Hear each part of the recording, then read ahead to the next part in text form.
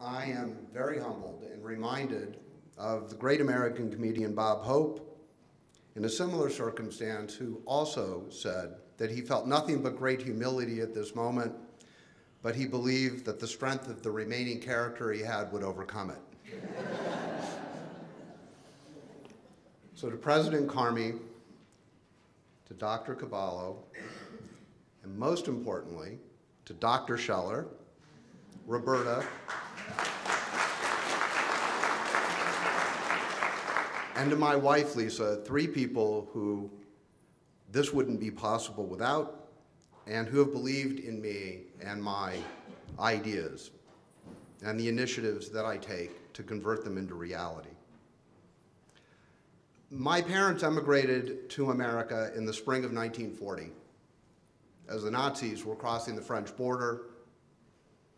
As new arrivals, my mom and dad wanted the very best education for me, and for reasons that I've never fully understood, sent me to 13 years of Episcopal boys' prep schools. I was one of a handful of Jewish kids amongst a swarm of wasps. I was called a Christ killer, a dirty Jew, and a kike on more occasions than I'd like to remember. A generation later, my children have never experienced anti-Semitism.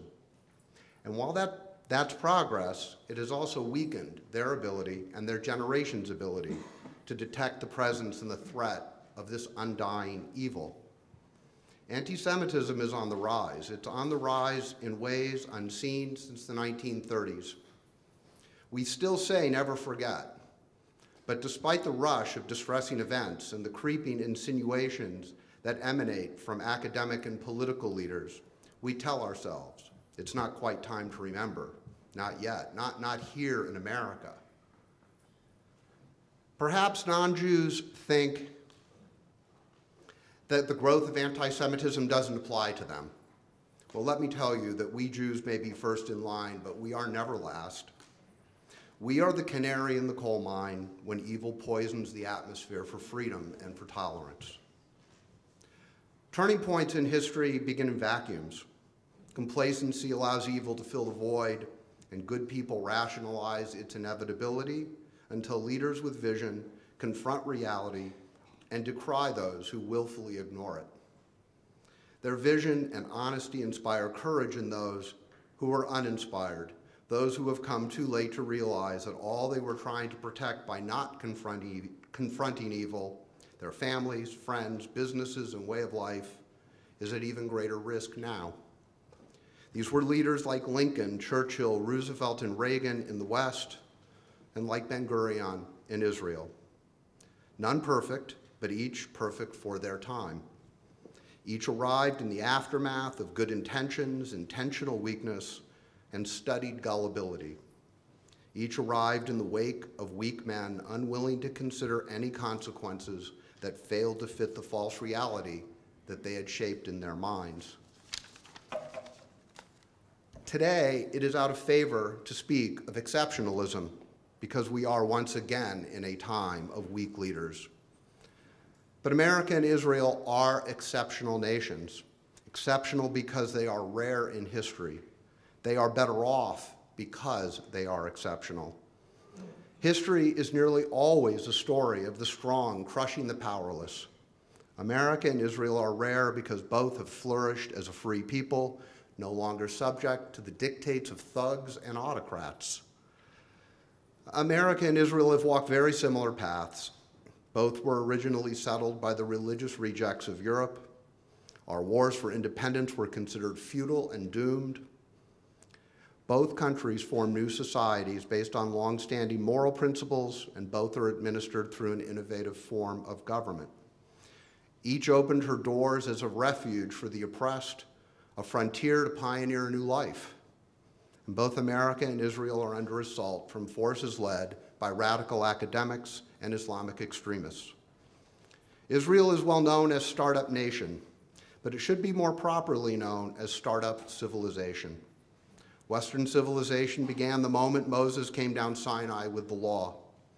These laws transformed human society from the tribal to the community, where shared values promoted tolerance, where property was protected from brute force, where deferred satisfaction ruled over instant gratification, and where self-interest conquered selfishness.